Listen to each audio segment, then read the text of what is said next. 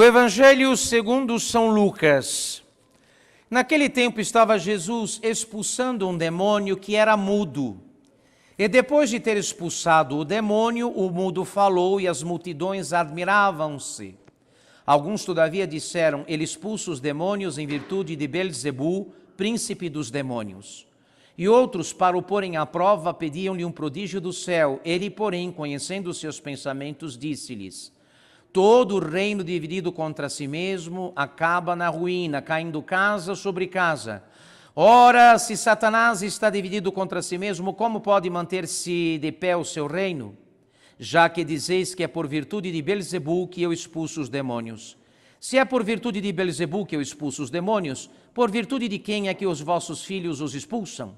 Por isso eles serão os vossos juízes. Ora, se é por virtude de Deus que eu expulso os demônios, certamente chegou para vós o reino de Deus. Quando um homem valente e bem armado guarda a entrada da sua casa, estão em segurança os bens que possui. Mas se sobrevier outro mais forte que ele e o vencer, tira-lhe todas as armas em que confiava e reparte os seus despojos. Quem não está por mim, está contra mim, e quem não colhe comigo, espalha. Quando o espírito imundo sai de um homem, vagueia por lugares áridos em busca de repouso. Não encontrando, diz: voltarei para a minha casa de onde saí, e quando vem, encontra varrida e em ordem. Então vai arranjar outros 7 espíritos piores do que ele, e entrando ali se instalam, e o último estado daquele homem torna-se pior do que o primeiro.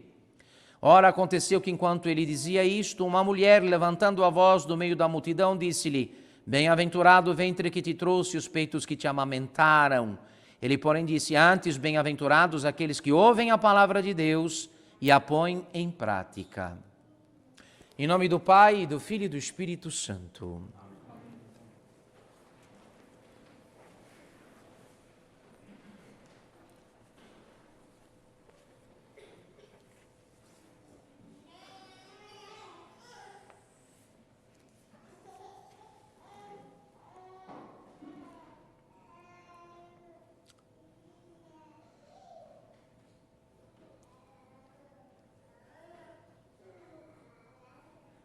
Quem faz a vontade de outro, faz-se servo do outro. Quem atende o desejo de alguém, põe-se a serviço desse alguém. Ora, no princípio de todas as coisas, nosso Pai comum decidiu, num dado momento, fazer a vontade de Satanás. Quem faz a vontade de alguém, torna-se servo de alguém.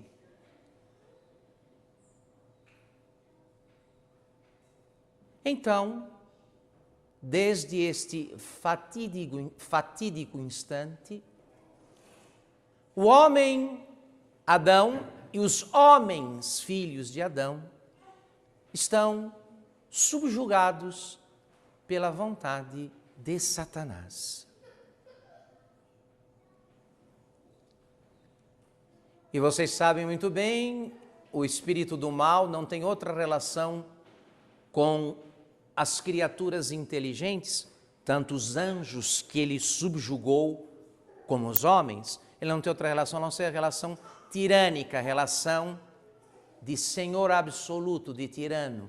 Para ele, todos os que o servem são seus escravos. São seus escravos.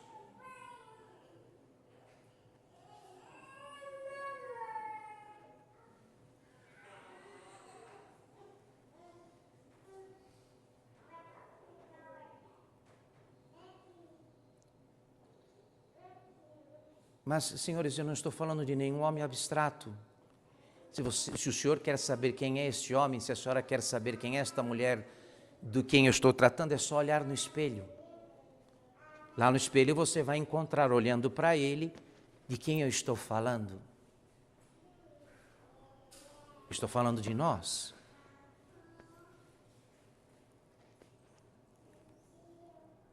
Nós estamos, de certo modo, no reino dele. nós obedecemos. Às vezes, não pensamos em obedecer, não temos a intenção de obedecer, não queremos obedecer e obedecemos. Ele não dá muita alternativa.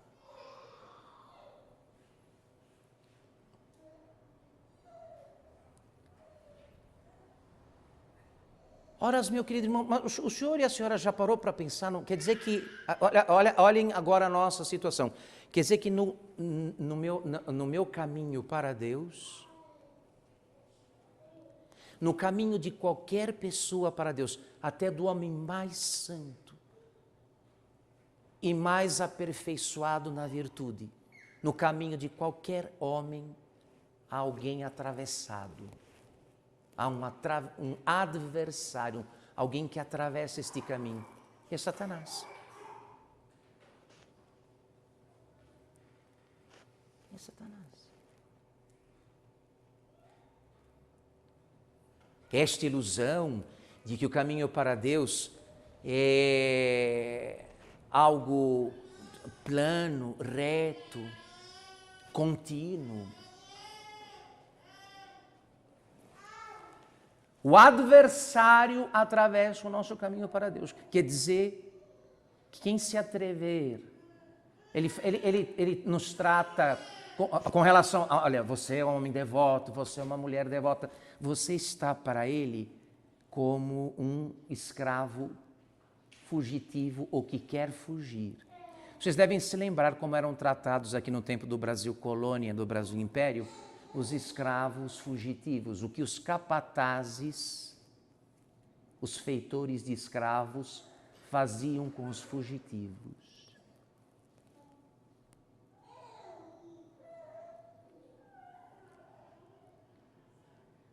Não, Satanás não entrega de mão beijada e com ânimo conformado aquilo que foi dele. Não vai te entregar nem a mim, nunca, jamais. Por mais rematada que possa ser a minha santidade, a sua, acorda!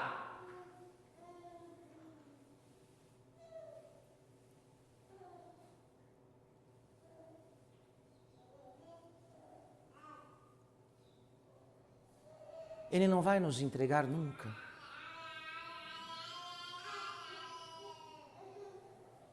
E nós que conseguimos de algum modo escapar, eu não sei a que ponto escapamos e até por quanto tempo vamos aguentar escapados, você não sabe.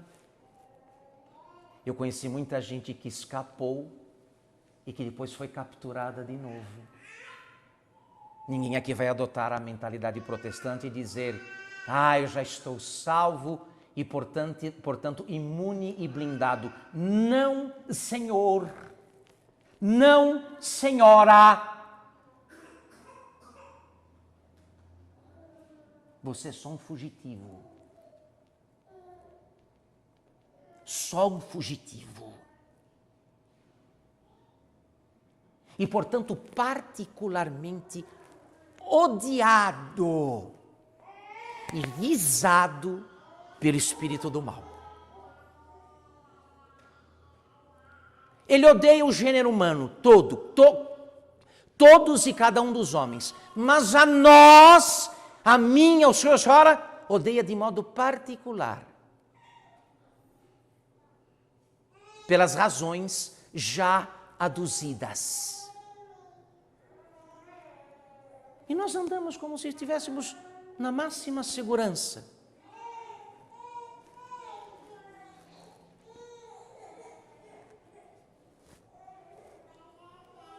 Somos só fugitivos, senhores e senhoras. O capataz, o feitor, está atrás de mim, do senhor e da senhora.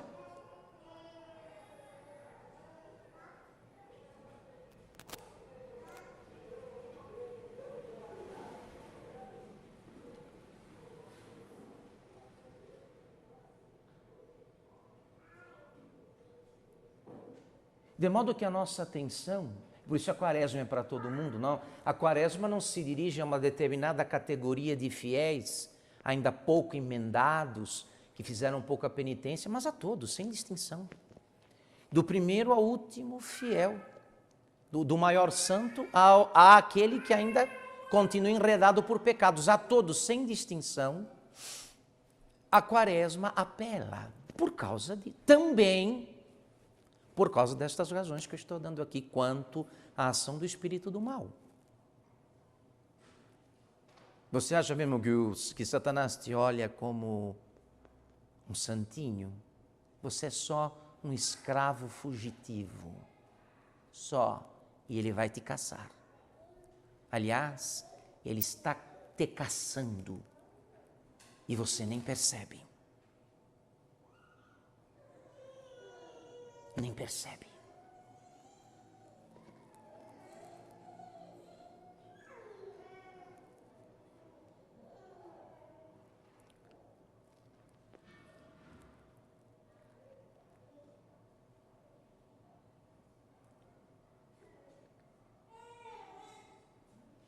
Esse foi um dos castigos.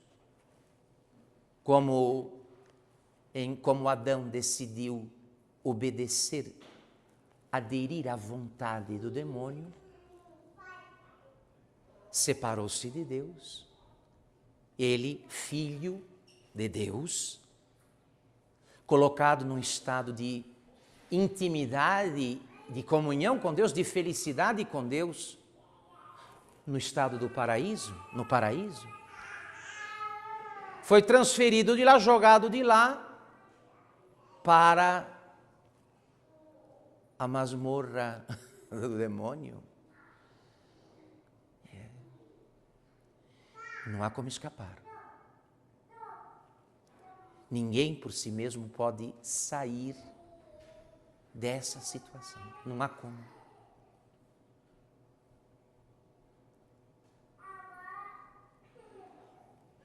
O que em nós está agriolado pelo mal, preso, algemado pelo mal?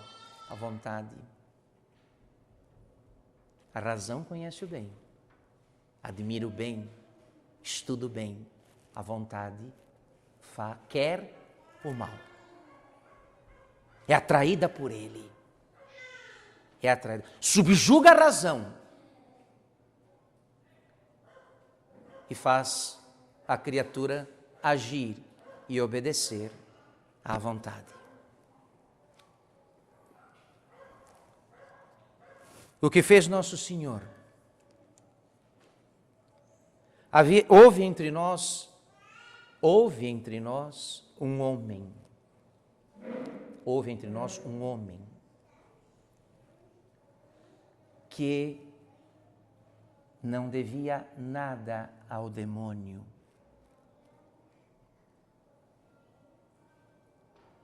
Deus levantou um homem, levantou alguém da nossa natureza, um filho de Adão, nascido de mulher, um filho de Adão, que, porém, nada devia ao demônio. Não tinha pecado, não era devedor de Satanás. E Satanás o matou.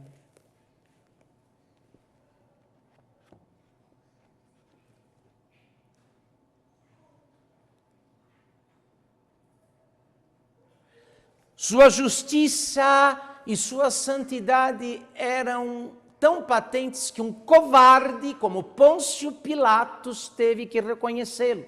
Assim, reconhecer esta santidade e esta inocência quando se dirigiu à turba dos judeus reunidas lá no pátio de sua casa e disse: eu não encontro nada neste homem que mereça a morte. Eu não encontro nada nele. O próprio Cristo havia afirmado a respeito de si, se justificando diante dos fariseus: quem de vós poderá me arguir de pecado? Quem? E o demônio matou. O demônio matou.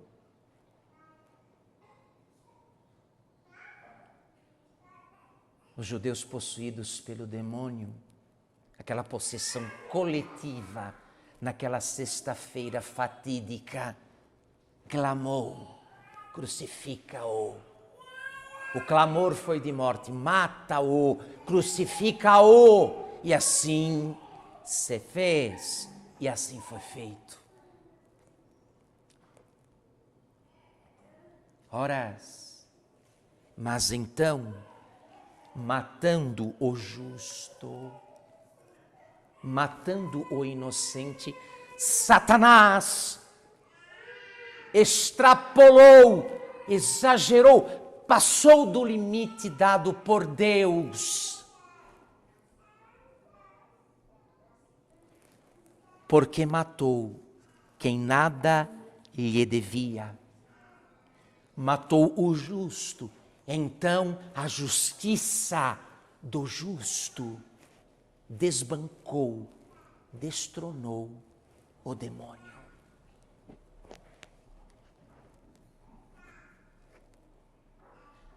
Ele foi além dos limites do poder sobre os homens que Deus lhe havia concedido quando ele planejou a morte de Cristo, sobre quem, já que ele, Cristo, era sem pecado, não recaía nenhuma dívida a ser paga com a morte.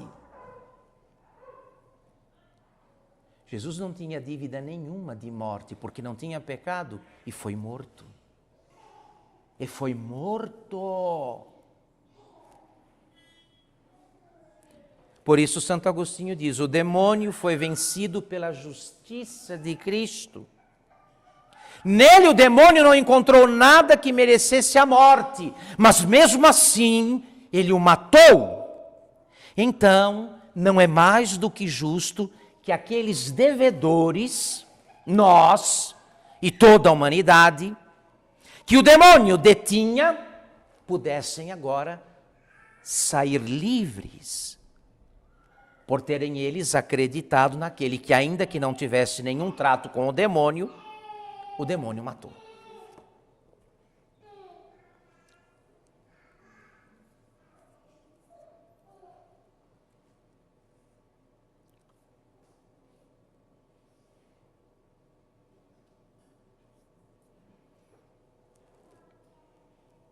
A morte do Senhor é de tal importância, de tal grandeza, de tal envergadura, que ele quis que este remédio de salvação permanecesse à disposição das gerações dos homens. É por causa da morte dele que nós estamos aqui agora. É a morte dele que nas figuras, nas aparências do pão e do vinho, é a morte dele que vai ser renovada sobre o altar.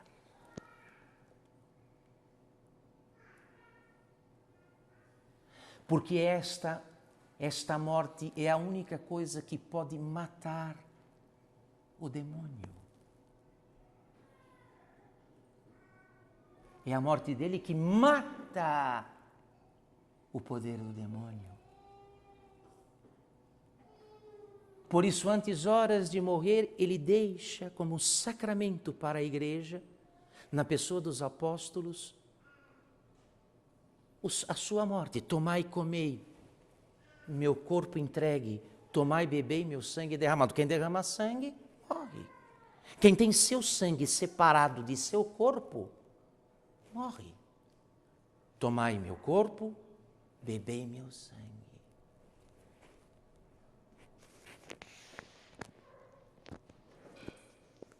Por isso, meus queridos, já que as coisas são assim, não tem como não é possível que sejam de outro modo, toda a nossa saúde espiritual deve gravitar o altar do Senhor.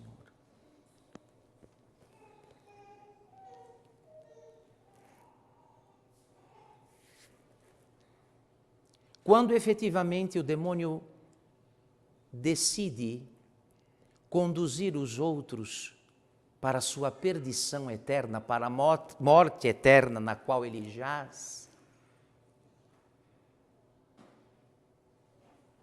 Conforme cada caso, ele age conforme cada caso. Se a pessoa tem sua vida espiritual referida à missa, ele vai fazer todo o possível para arrancar a pessoa da missa. Se a pessoa não tem sua vida espiritual referida à missa, ou não tem nenhuma vida espiritual, ele fará tudo para que ela nunca se aproxime da missa.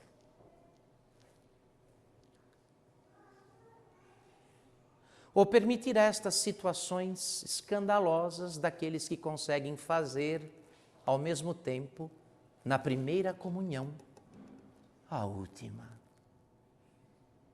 Ali mesmo, onde fizeram a primeira, fazem a última. Porque ele sabe muito bem onde, aqui no mundo, está o que pode vencê-lo, derrotá-lo, matá-lo.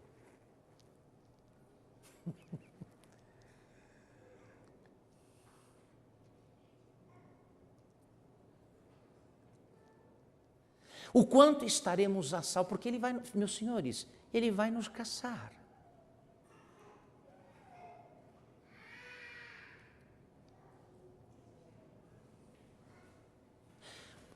Porque apesar do Cristo ter nos resgatado a preço do seu próprio sangue, ele sabe que em cada homem há algo da própria vontade humana identificada com a dele. Sobretudo para estes que nunca se mortificam, nunca se penitenciam. Para estes cuja primeira preocupação ao despertar e ao acordar é esta aqui.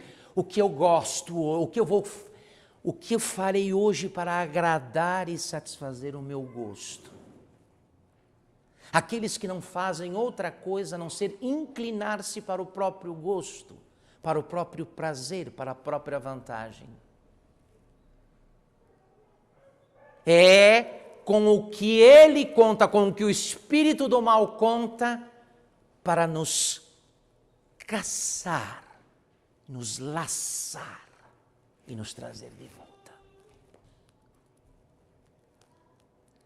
Porque todos nós aqui conhecemos histórias de quem veio, de quem voltou.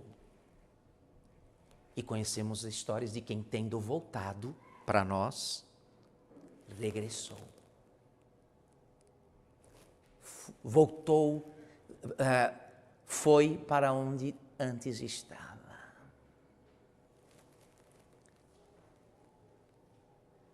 Qual será a estratégia dele? Alguns, em estado pior, serão descaradamente tentados pelo mal mesmo, por crimes, vícios, desordens de natureza sexual e moral, ambições desmedidas. Esses que descem ao esgoto vão descer ao esgoto mais profundo. Outros não. Outros, o demônio uma categoria grande de pessoas não vai ser tentada assim, mas vai ser tentada pela placidez da vida. Ou seja, tendo as coisas, aqueles que sentindo-se seguros de sua saúde, de seu plano de saúde, de suas finanças, de seus relacionamentos sociais e familiares, de seus bons negócios, como que começam a dispensar um maior cuidado do ponto de vista da vigilância e da devoção.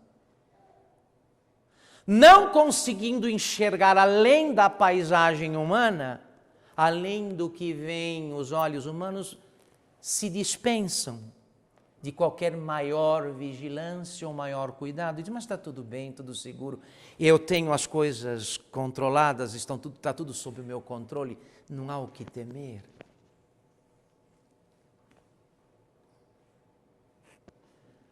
A estes o demônio vai levar nesta toada, neste ritmo, nesta velocidade, sem mexer neles, sem atrapalhar os sonhos deles. inclusive corroborando certos sonhos, contanto que não se aproximem do sangue de Cristo. Como é o caso de muita gente que vocês conhecem e que vocês amam. Que se dispensam completamente de qualquer cuidado, de qualquer vigilância, porque estão bem, moram bem, vestem bem, comem bem, ganham bem, têm bens. Com que vão se preocupar? Ora, mas meu irmão querido, minha irmã amada, o adversário está atravessado no caminho que dá acesso ao sumo bem, ao bem mais importante, que é o bem da vida eterna. Perdido este bem, está tudo perdido. Por quanto tempo vamos fruir destas coisas atrás das quais todo mundo corre? Por quanto tempo?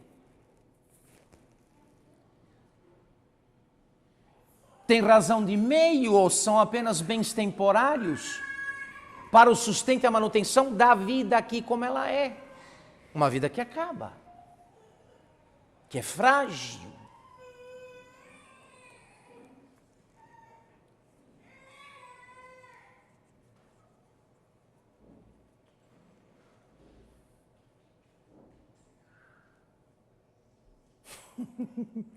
Vejam a advertência de Nosso Senhor, que é de arrepiar. Quando, olhem bem, são palavras do Senhor. Quando o espírito imundo saiu de um homem, vagueia por lugares áridos em busca de repouso, não encontrando, diz: voltarei para a minha casa de onde saí. E quando vem, encontra varrida em ordem, como é o nosso caso. Então vai arranjar outros 7 espíritos piores do que ele, e entrando ali se instalam. E o último estado daquele homem torna-se pior do que o primeiro. Jesus está falando dos 7 feitores, dos 7 capatazes, que estão atrás de mim e de vocês. Era um antes da fé e da religião, agora são 7 nos caçando. Antes da fé e da religião era um nos atormentando. Agora, depois que a casa aparentemente está em ordem e adornada, são 7. E andamos como gente segura não sei do quê. Do quê?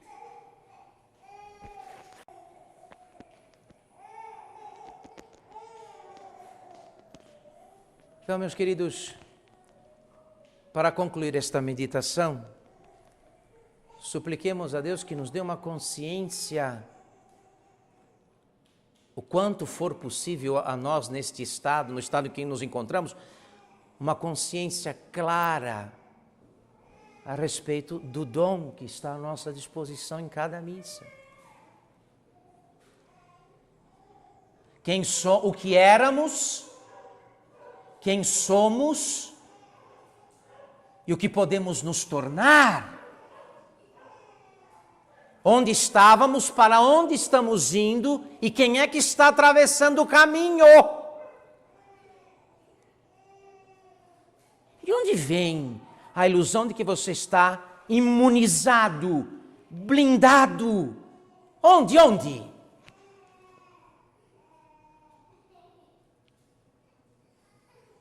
Uma vez que o justo cai 7 vezes. Diz o Espírito Santo nas Escrituras Sagradas, o justo cai 7 vezes por dia.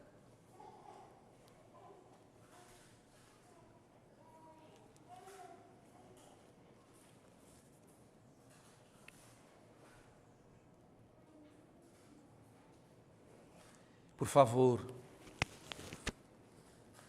muito cuidado com esta coisa da rotina, de fazer só pelo hábito, porque estou acostumado, porque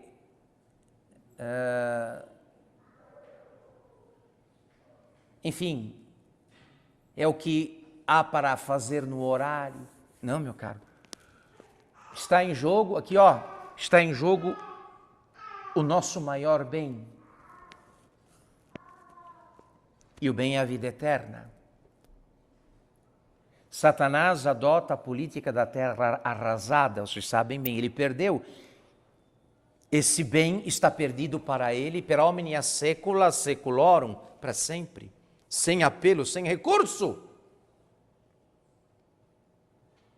Quanto à inveja e o ódio que ele tem de nós, as razões desta inveja e deste ódio são exatamente estas. Ele perdeu, não é dele, então não vai ser de mais ninguém.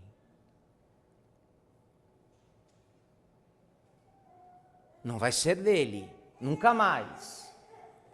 Mas também não será de ninguém. Olha aqui, no que depender dele, ele está disposto a fazer tudo e alguma coisa mais para que você um dia vá com ele para o lugar de onde ele nunca mais vai sair, para a morte eterna.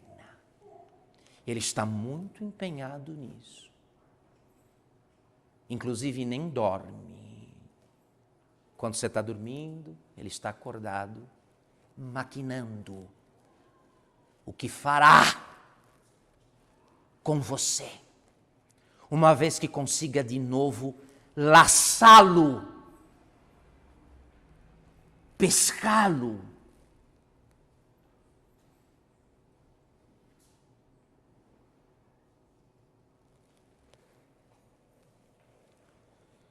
Então, meus queridos, está dado o aviso deste terceiro domingo da Quaresma. Todo o cuidado é pouco. Lembre-se bem, o que é este dom que te é dado na Santa? O que acontece em cada missa quando a morte do Senhor é misticamente, sacramentalmente renovada, atualizada em nossos altares? A razão disso.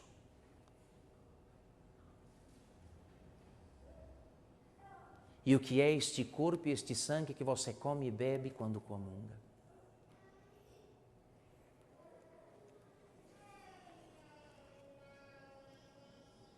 Muito bem, então assim, bem instruídos,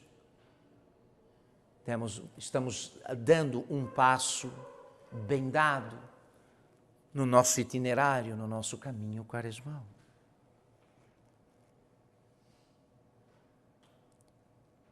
Talvez agora fique mais claro para nós porque Jó, já há muito tempo antes de Cristo, lá no Antigo Testamento, repete por 2 vezes, no 1º e no 7º capítulo do seu livro, luta, combate é a vida do homem sobre a face da terra.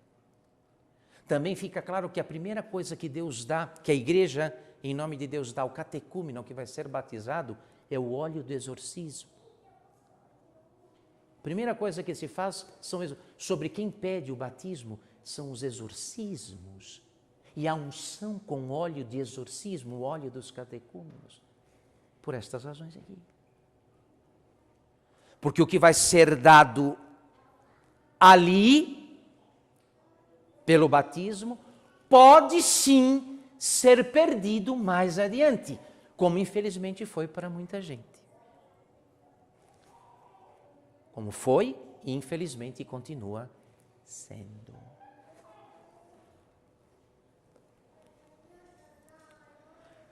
Não recuse a sua parte, meu querido irmão. Estamos habilitados para o combate, não para o descanso. Agora é tempo de merecer, não de descansar, portanto de combater.